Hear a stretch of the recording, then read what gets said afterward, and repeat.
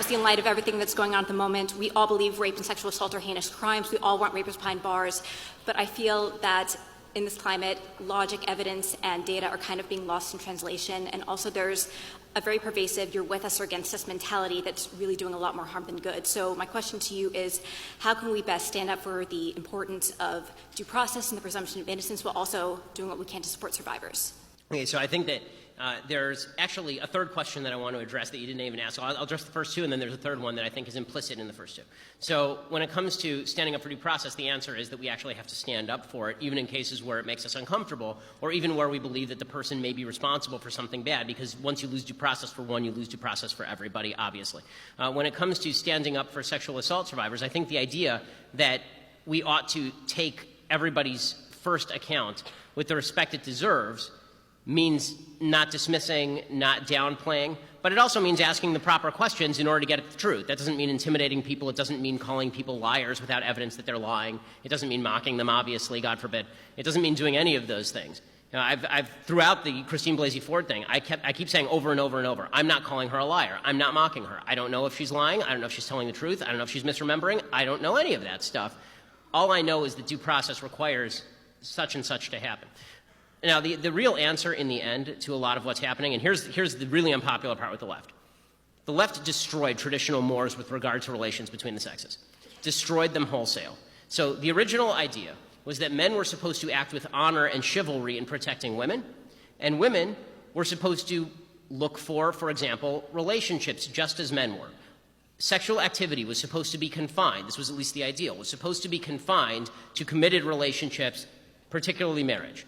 Not everybody lived up to that, but a huge number of people did.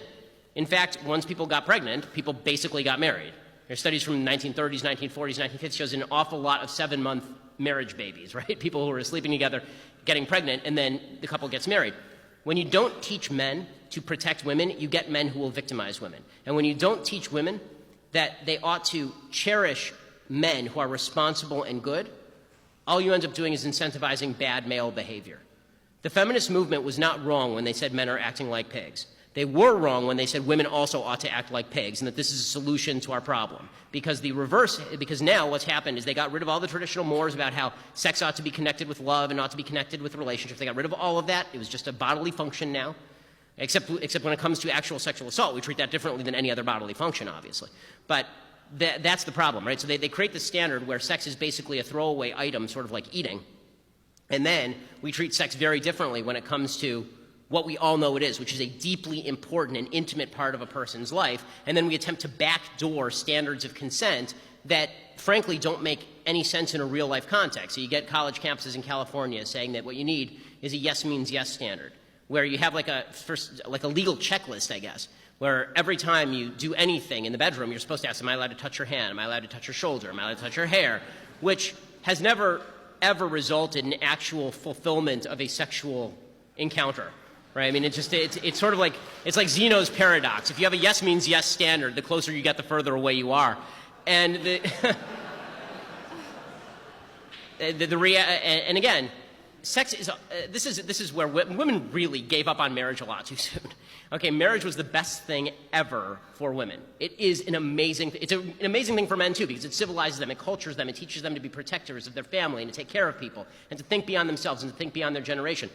Women gave up in marriage a way to teach men to do those things, and also women gave up the idea that a commitment was going to come along with this intimacy.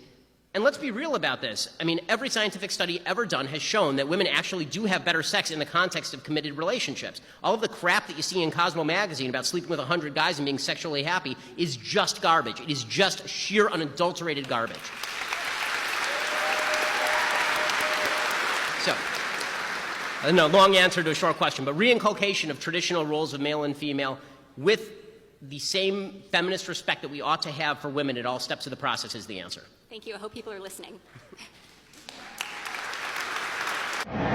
Tu donativo económico nos ayuda a seguir combatiendo lo políticamente correcto. Para más contenidos políticamente incorrectos, te invitamos a suscribirte.